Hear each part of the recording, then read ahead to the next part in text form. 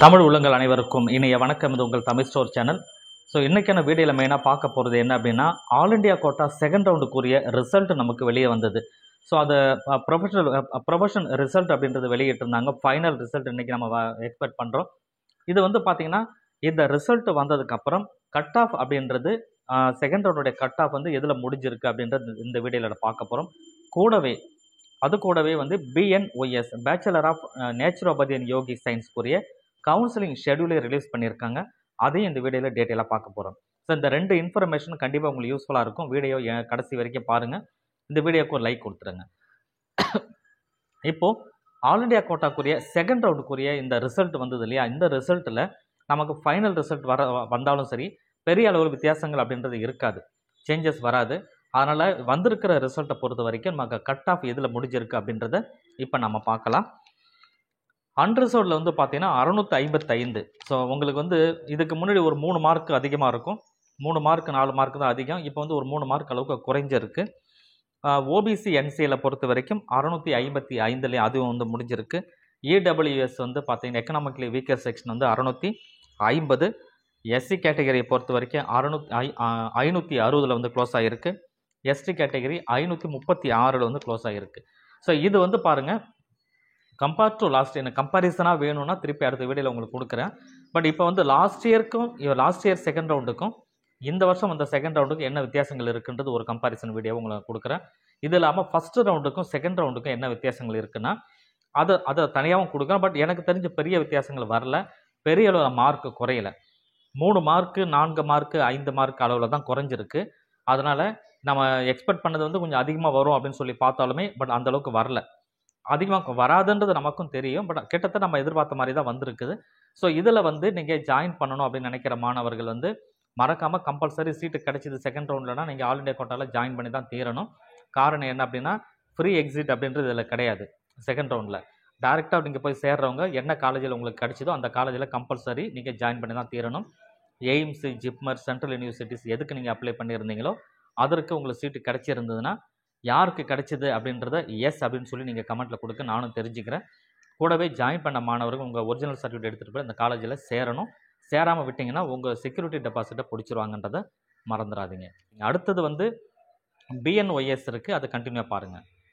Bachelor of naturopathy in yogi science. So இதனுடைய கவுன்சிலிங்கை பொறுத்த வரைக்கும் வந்து நமக்கு 23ஆம் தேதி செப்டம்பர் 23ஆம் தேதி மண்டே அன்னைக்கு காலையில் ஆரம்பிக்குது.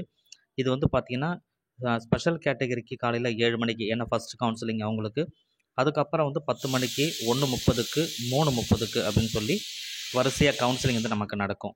ஸோ இதில் வந்து government quota and seats surrender to government இந்த ரெண்டுக்குமே நடக்குது. ஃபஸ்ட்டு வந்து பார்த்திங்கன்னா 7ஆம் தேதி ஸ்பெஷல் கேட்டகரிக்கு ரேங்க் 1லேருந்து 99. இந்த BNOS பொறுத்த வரைக்கும் நமக்கு +2 மார்க்கில் தான் நமக்கு வந்து இருக்கும். இதுக்கு வந்து நீட் அப்படின்றது கிடையாது. பட் இருந்தாலும் இது வந்து இன்பர்சன் சொல்லுவாங்க, டைரெக்டாக தான் வந்து கவுன்சிலிங் நடக்குது. ஆன்லைன் கவுன்சிலிங் அப்படின்றது கிடையாது. ஸோ இப்போ நீங்கள் ஸ்க்ரீனில் பார்க்குற இந்த டேட்டு, இந்த ரேங்க்குள்ளே இருக்கிறவங்க வந்து நீங்கள் போய் பார்ட்டிசிபேட் பண்ணிக்கலாம். ஸோ ரேங்க் 1லேருந்து 99க்குள்ளே இருக்கிற ஸ்பெஷல் கேட்டகரி அவங்களுடைய மார்க்கு 198.5லேருந்து 186.75க்குள்ளே இருக்கணும். அதே போல் வந்து 10 மணிக்கு இருக்கிற ரேங்க் வந்து 100 to 300, 1:30 மணிக்கு வந்து 301லேருந்து 504, 3:30க்கு வந்து 505லேருந்து 716 ரேங்க்குள்ளே இருக்கிறவங்க மண்டே அன்னைக்கு கலந்துக்கணும். டியூஸ்டே அன்னைக்கு வந்து பார்த்திங்கன்னா 717 to 938 ரேங்க்குள்ளேயும், அதுக்கப்புறம் வந்து 10 மணிக்கு வந்து 939லேருந்து 1144க்குள்ளே இருக்கிறவங்களும் வந்து கலந்துக்கலாம். 1:30 மணிக்கு 1145லேருந்து 1344க்குள்ளே இருக்கிறவங்களும், 3:30 மணிக்கு 1345லேருந்து 1550 ரேங்க்குள்ளே இருக்கிறவங்களும் வந்து கலந்துக்கலாம். இது எல்லாமே வந்து government quota and seat surrender to government எல்லாமே கலந்துக்கிறது. இது வந்து பார்த்திங்கன்னா நமக்கு Monday, Tuesday, Wednesday, Thursday, Wednesday வரைக்கும் வந்து கவர்மெண்ட் கோட்டா வந்து நடக்கும். மேனேஜ்மெண்ட் கோட்டா வந்து 26ஆம் தேதி 27ஆம் தேதி 2 டேட்லேயும் வந்து மேனேஜ்மெண்ட் கோட்டா நடக்குது. மேனேஜ்மெண்ட் கோட்டாவுக்கும் வந்து பார்த்திங்கன்னா ரேங்க் 1லேருந்து 284 வரைக்கும் இருக்கிறது ஸ்பெஷல் கேட்டகரிக்கு.